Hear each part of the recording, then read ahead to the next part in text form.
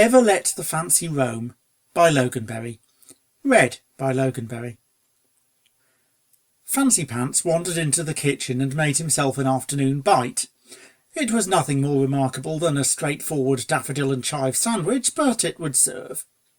He chuckled softly as he imagined the horror with which Peach Cobbler would have beheld the sight of her employer preparing his own food. Still, he was hungry right now. He had plenty to get done, and waiting for his cook to return from her break didn't seem like a terribly inviting proposition. Protocol might very well have required that he wait. His stomach had its own demands, and it would brook no delay. A few minutes later, munching on the last mouthful of his snack and wiping a forehoof idly on his dark grey jacket, Fancy Pants re-emerged.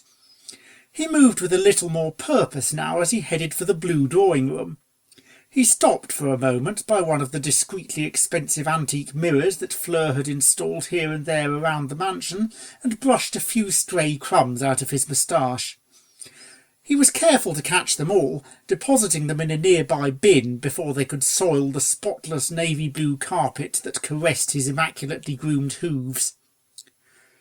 He frowned slightly as he looked up and noticed that the new portrait he had commissioned of his wife was still not hanging exactly straight. He fixed that problem quickly with a brief burst from his horn, but then lingered in place, gazing lovingly at the painting. Fleur was shown as she usually appeared in public, devoid of clothing, but with her wonderfully rich, subtly pink-striped mane and tail, angled so as to impress on the viewer the otherwise pure white mare's sophisticated beauty and languid grace. The artist had done a remarkable job, felt Fancy Pants, with Fleur's cutie mark appearing almost to glow even in this subdued light. "Oh, I say," he thought, "you really are the most elegant and bedazzling mare a stallion could ever hope to have by his side. I only wish—" He shook his head and blinked a few times before tearing himself away. It really would never do to let down his guests, such as they were, and as such a regular host of these little at-home gatherings, he took it upon himself to ensure that everything was absolutely just so before any pony else arrived. It always was. He prided himself on that. Still, this was a job that he could not do alone, and the recent news from the castle made that need for assistance all the more important. "Good afternoon, sir," said his butler, Silver Cloud, bowing low and dipping his wings respectfully as his master trotted into the drawing-room. "I took the liberty of setting out the furnishings earlier. I must say you're looking awfully dapper today. You are looking forward to this evening, I trust?" Fancy Pants grimaced and dropped heavily to his haunches on one of the maroon velvet cushions that were laid out around the low, highly polished mahogany table that dominated the room. "Now look here, Cloud, you really don't have to do that every time I come into your presence. In fact, I'd rather prefer it if you didn't. It does make a stallion feel dashed uncomfortable to see a good pony bowing and scraping like that in his own home." The butler gave a short laugh, his steel-coloured feathers twitching a little despite the still air. "I wouldn't presume to call it my home, sir. It's just where—" "I would," interrupted Fancy Pants firmly. "Now let's have no more nonsense about that. Would you join me, please? We should be making a start on getting a spot of entertainment worked out for after dinner." Seeing his butler's uncertain expression, he went on, "Games, Cloud, games!" He patted the cushion beside him amiably. The butler closed his wings and raised a greying eyebrow. "Games, sir?" Fancy Pants snorted. "Oh, do stop doing that, Cloud. You've been in my service more than long enough now to know how I like these things to go.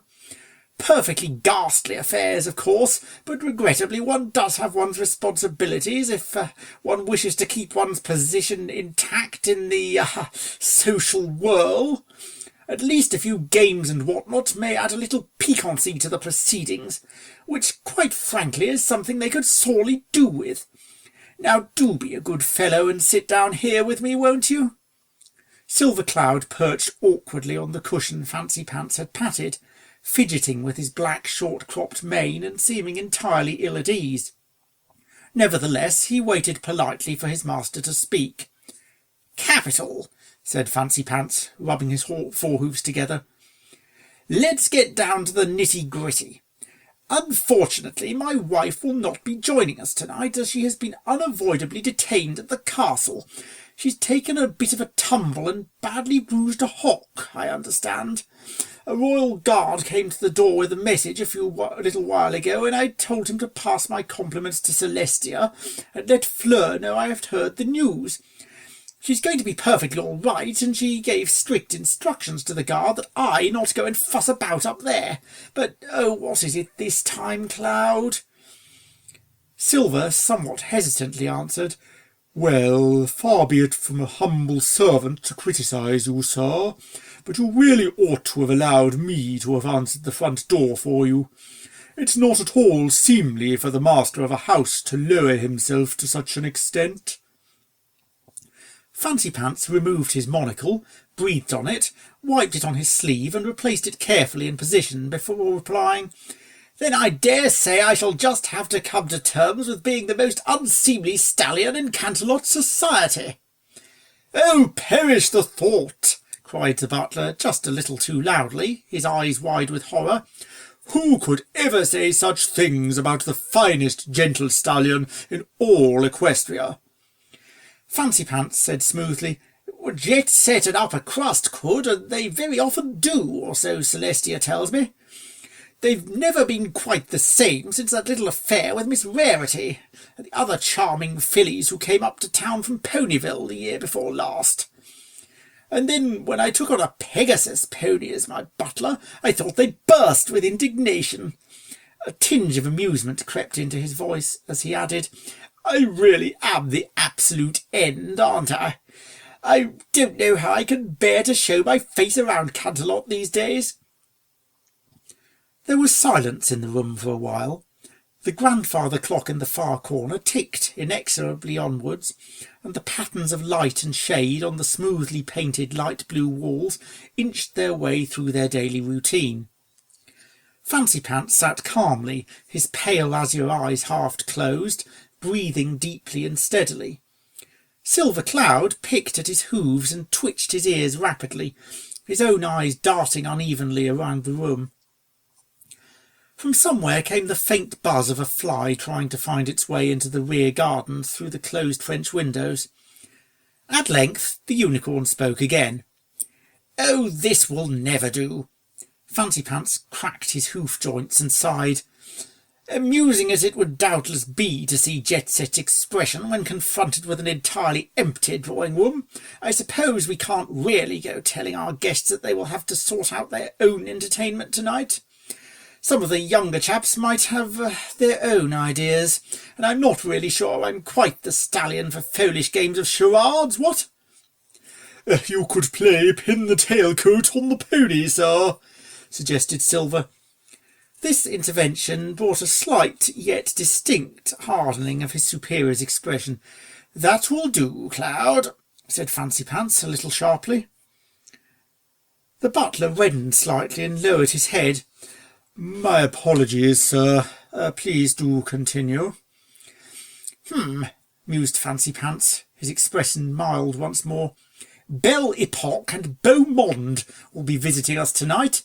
We must do our utmost to be welcoming to our guests from France, and I'm led to believe that they cannot abide gambling, so cards won't do this time. Pity. I wonder what else. Cloud, would you fetch me down a few of the backgammon sets, please? Not the best one." Silver looked at his employer. "I believe they are stored on the highest shelf in the far corner of this room, sir." Fancy Pants nodded at him. "Indeed." Silver gave the unicorn an awkward look. For a servant to fly in the drawing-room before dinner is generally considered very poor form in the best circles, sir. All the more so when the said servant is in the presence of his betters. It would be, if I may make so bold, more appropriate to your exalted station if you were to make use of your most elegant telekinesis for such purposes. Fancy Pants groaned and threw both forelegs in the air irritably, almost sending a heavy candlestick flying with one flailing hoof. You can stop that ridiculous verbal cringing too, please. I'd really rather not be toadied to like some appalling empty-headed princeling who wouldn't know a good day's work if it rose up and bit him. As to the question of flying etiquette, I think we've been over that quite enough times already, thank you. Who's to say? Only me, and I shan't tell. Just humour an old stallion and get the damn things down for me, Cloud. Reluctantly, the Pegasus opened his wings and took to the air, gliding smoothly to the relevant storage area and picking out 3 heavy wooden boxes. He gave them a discreet dust with his feathers and stifled a cough before returning to land next to Fancy Pants. He set the boxes in a neat row on the table in front of the other pony. "Good show," said Fancy Pants. He gave each of the boxes a cursory inspection, opening each in turn and peering briefly inside before laying them back in their former positions. These fellows do seem to have been in the wars somewhat, but I always say that backgammon is just as much a war game as chess. Besides," he added with a small smile, "it will give Jetset something else to complain about, and I do awfully want to keep my guests happy." He looked at his fetlock watch. "Ah, jolly good. I imagine Peachy will be back by now." He looked expectantly at the servant. Silver Cloud gave a brief nod.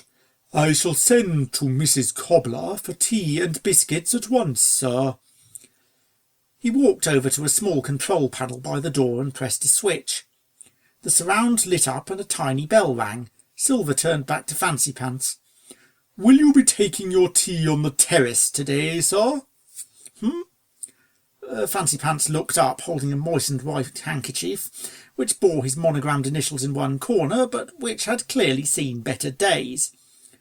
"Oh, dear me, no. Rather a stiff breeze today, and I'd rather not have the newspaper end up all over the croquet lawn. Luna's dropping in for lunch next week, you know, and I'd like to have the chance of beating her for once." He spat on the handkerchief, earning a look of not quite concealed distaste from his butler. Fancy Pants didn't notice and began to rub vigorously at the pocket of his jacket. "Out, damned spot," he muttered. "Stupid, stupid, stupid." Another silence descended, broken only by the arrival of the tea, which the 2 ponies drank without a word. The light was beginning to go as the day faded into evening, and there was a slight tinge of pink from the occasional scudding cloud in the quiet sky. Once a Pegasus flew lazily past, lying on her back and riding the last of the afternoon thermals. The day was winding down, and Fancy Pants' preparations were doing likewise. Even the fly no longer buzzed angrily at the window panes, but instead walked quietly up and down one of the sills, occasionally turning in sudden circles, as though its long-sought exit to freedom had been cunningly concealed behind its own abdomen. Fancy Pants, finally satisfied with his jacket, stretched and yawned. "Dear me," he said, "it is getting late. I should really be dressing for dinner, but I fear I shan't have the time now. Oh, well, I suppose I'll just have to make the best of it." He stood up and kicked vaguely at the floor, then produced a small comb from another pocket and used his magic to run it a couple of times through his mane. Walking to a mirror, he squinted at his reflection and adjusted his moustache slightly, before turning back to Silver Cloud and smiling. "There! That should..." Another much louder bell rang. Silver Cloud gave a small cough, raised his head, fanned his wings, and began to strut in a stately fashion towards the hall. Fancy Pants raised an eyebrow. "Goodness, already? I wonder if that's the Prenchies. I understand that they like to arrive as early as possible at their own soirees, Cloud." The butler stopped and turned to face his master. "Yes, sir?" "You can stay here. I'll answer this myself." Silver's wings drooped noticeably and his ears flattened against his head. "But, sir, it's not..." He trailed off and looked helpless, caught between two equally unpalatable faux pas. Seeing this evident discomfort, Fancy Pants relented. "Oh, if you must, Cloud, if you must. I can see that it may just be one of the neighbours or some colt come to ask if he can get his blasted ball back again." "Thank you, sir," said Silver Cloud. He took a moment to recover his bearing, then made his way towards the front door. Fancy Pants wandered over to the door of the drawing room, from where he could just see the mansion's main entrance. He watched as his butler processed almost regally along the carpet and opened the door. But Silver had barely begun to greet whoever had called than Fancy Pants' mouth fell open as he caught a flash of a mare's mane. A striped mare's mane. The most elegant stallion in Canterlot almost tripped over his own hooves as he broke into a ragged canter. "Fleur!" he yelled wildly. "Oh, Fleur, my love, I had no idea!" His monocle fell from his eye and bounced against his chest as he ran through the hall, but Fancy Pants paid it no heed. He put his head down and barged the startled Silver out of the way, reaching the pure white mare on his doorstep and throwing his forelegs around her in a delighted hug. "Oh, Fleur!" He had to wait only moments for the mare to reply. "Bonsoir, mon cher Fancy Pants," came the muffled voice. "May I have the honour of introducing my husband, Beaumont?"